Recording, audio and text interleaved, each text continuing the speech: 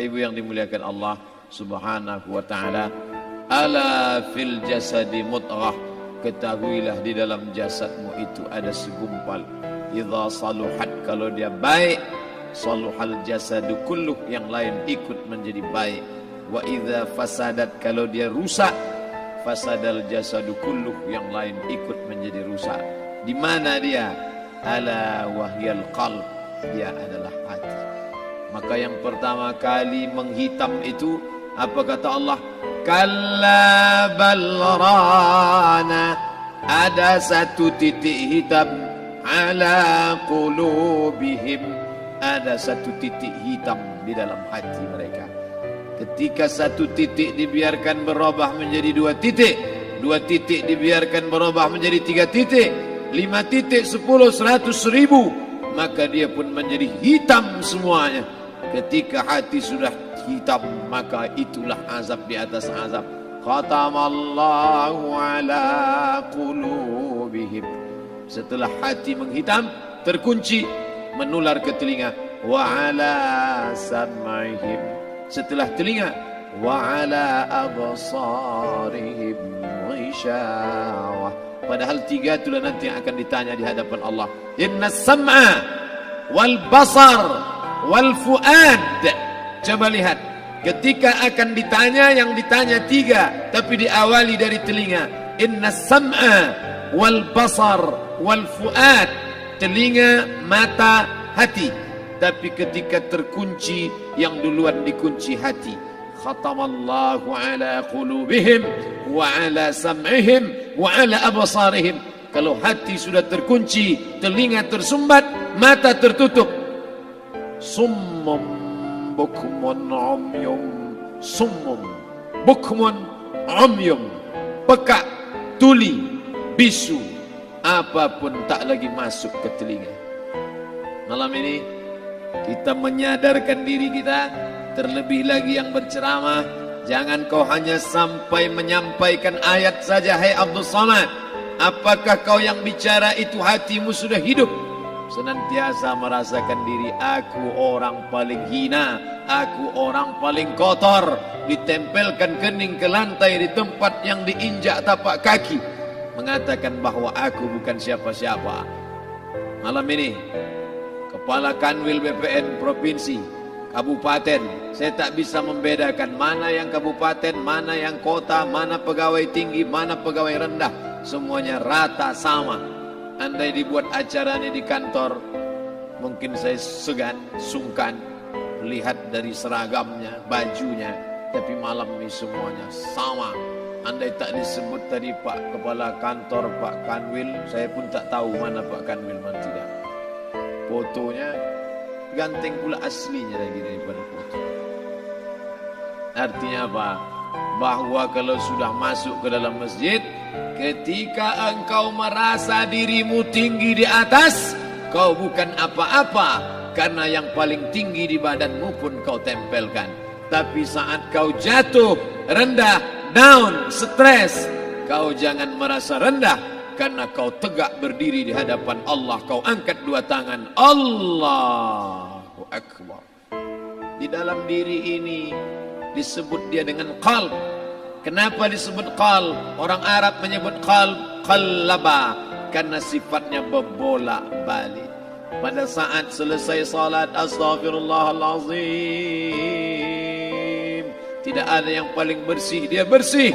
Tapi pada saat petang sore hari, yusbihu mu'minan, paginya putih, bersih, tak bernoda. Wa yumsi kafiran, petangnya hitam. Makanya dari pagi dibersihkan.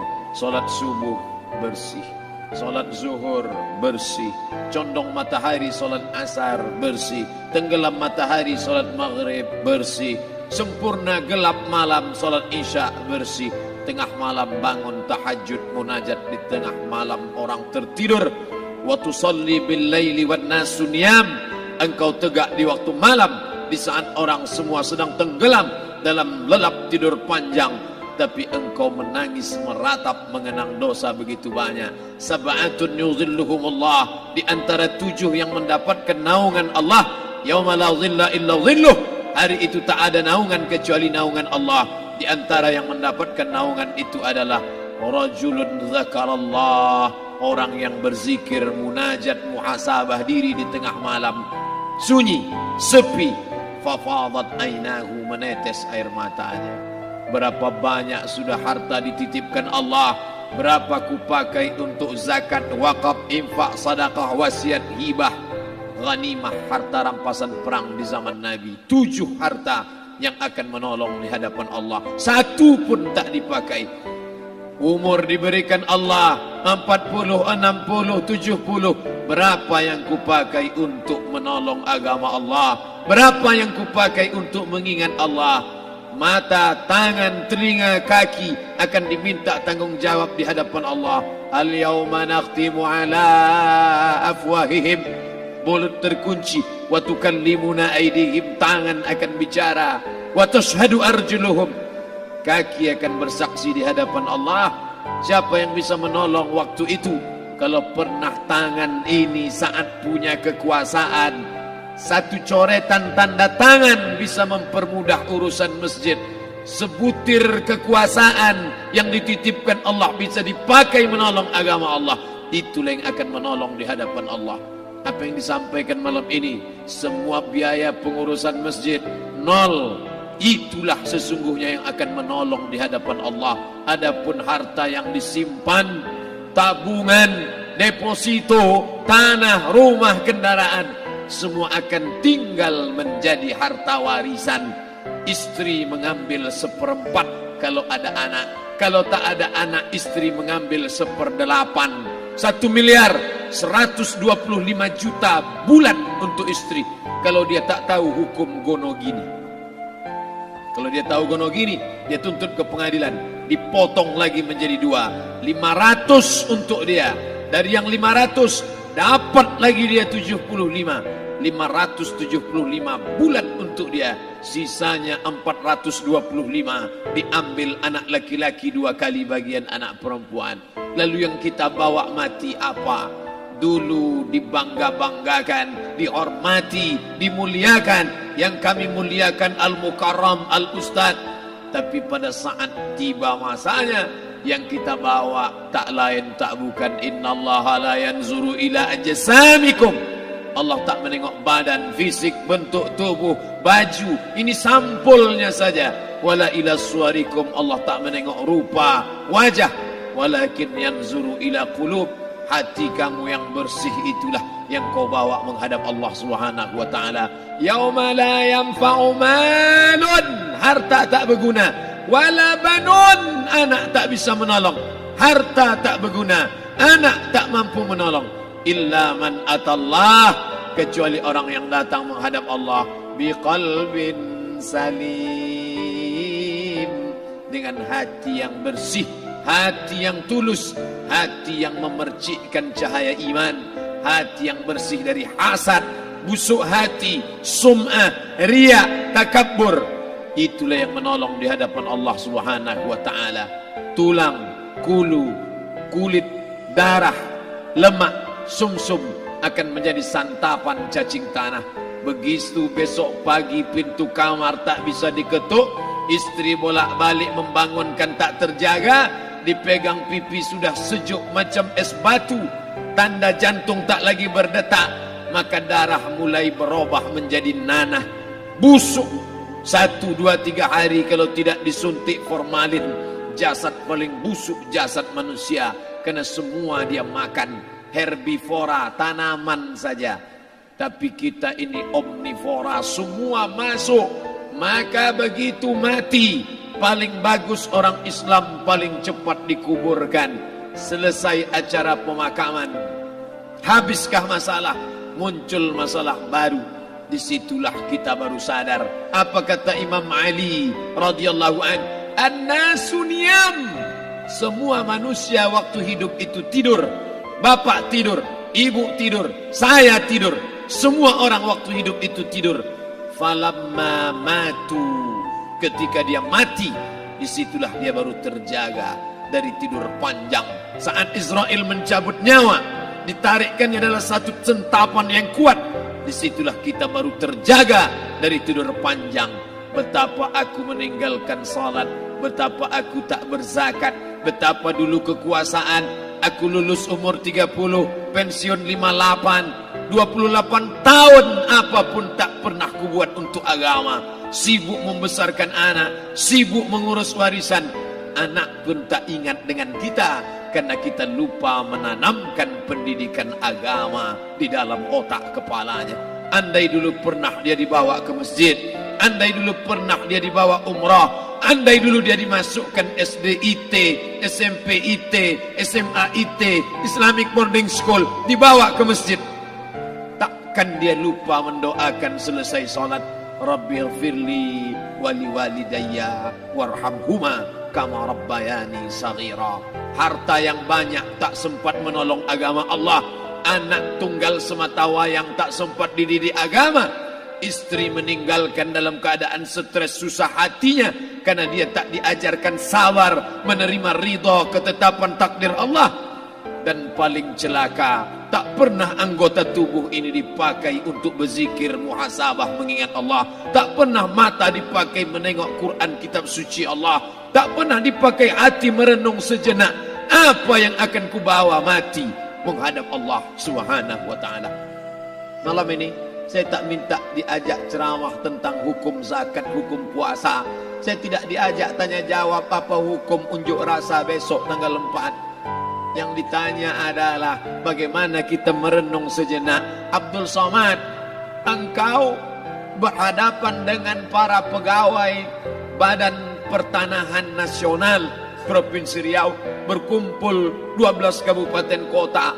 Ini orang-orang ngurus tanah, dari dalam tanah naik ke atas tanah, ngurus tanah, ngurus tanah, ngurus tanah, masuk ke dalam tanah. Abdul Somad dari dalam tanah naik ke atas tanah, ceramah, masuk balik ke dalam tanah. Yang kau bawa apa? Baju koko tinggal, peci tinggal, pakaian kehormatan tinggal. Yang tentara belum pernah saya diundang. Ustadz besok datang takziah, bapak tentara meninggal, tahu-tahu kain kapannya loreng. Tak ada. Yang kau bawa kain tidak berjahit, disobek, kerak. Itu yang akan menyampul kulitmu yang selama ini kau dimandikan, dibersihkan oleh ibumu dulu 60 tahun yang lalu. Sampai masanya kau lupa kapan kau dimandikan dulu. Sekarang ruh melihat, disebut dia ruh karena dia raha ya ruhu ruh, seperti aroma semerbak yang datang pergi hinggap. Ruh sampai masanya dia datang masuk ke dalam jasad. Ruh sampai masanya dia pergi meninggalkan jasad. Malam ini dimuliakan Al-Mukarram Haji Abdul Somad LCMA. Kenapa Abdul Somad ini dimuliakan? Karena ruh hinggap sejenak sebentar, sampai masanya besok pagi dia ruh keluar dari dalam tubuh ini. Anak yang katanya ayahku sayang, istri katanya kaulah abang, sampai masanya mereka tak lagi mau mendekat. Rumah itu saya yang buat, saya yang mengukurnya. Tapi begitu ruh sudah keluar dari badan, tidak satu pun semeter, sesenti, sejengkal, sehasta ada tempat di rumah itu untuk jenazah bernama jenazah Abdul Somad. Dulu orang bertanya, rumah Ustadz Somad di mana? Hari ini orang tidak lagi bertanya, tak lagi menyebut nama. Orang sudah mengatakan kuburnya mana. Dulu kalau dia masuk masjid, didatangi orang, disalami orang, mahasiswa, anak-anak, remaja mencium tangannya sebagai tanda hormat. Tapi begitu diletakkan keranda, kita akan sholat jenazah nanti selepas sholat zuhur. Apa kata orang? Letakkan di tepi sana, letakkan di tepi sana. Tak satu pun mau mendekat, letakkan dia di sana. Bahkan sebagian mengatakan dalam masjid, letakkan dia di luar. Dia tidak disebut engkau yang mulia, tidak digunakan kata ganti orang langsung. Letakkan dia di sana. Bahkan sebagian tak lagi, padahal tempat paling mulia sebelah kanan, orang tak lagi mau di kanan, mulai dia menjauh ke kiri. Kenapa kau ke sana? Takut aku mimpi hantu nanti malam. Mana kawan, sahabat andai tolan, anak menantu, teman sekantor, semuanya pergi meninggalkan. Yang tetap dibawa, kalau pernah kaki melangkah salat berjamaah di masjid, kalau pernah tangan mengusap kepala anak yatim, kalau pernah tangan mengucap subhanallah. Nanti di akhir tausiah kita akan berzikir, munajat, muhasabah diri, berdoa, mengenang apa yang akan kita bawa menghadap Allah Subhanahu wa taala. Datang malaikat membawa kain kafan dari cahaya, akan menyambut ruh yang mulia. Hadis riwayat Ahmad bin Ambal dalam kitab Al-Musnad, turun malaikat berlomba-lomba membawa kain putih dari cahaya, menunggu ruh akan keluar. Ruh menetes seperti embun di ujung daun. Daun tidak bergoyang, ranting tidak patah. Ruh menetes pelan turun ke dalam kain kafan, dibawa malaikat ke pintu langit. Tak sabar mereka menyambut. Inikah dia yang selama ini berjamaah? Inikah yang dulu ketika dititipkan kekuasaan menolong agama Allah? Kam min masyhurin fil ardi walam yakun ma'rufan fis sama. Berapa banyak yang masyhur terkenal di bumi, malaikat tak mengenal dia. Ini roh siapa? Tapi ini bukan LCMA, dia bukan ustaz, dia bukan ulama, tapi imannya dalam.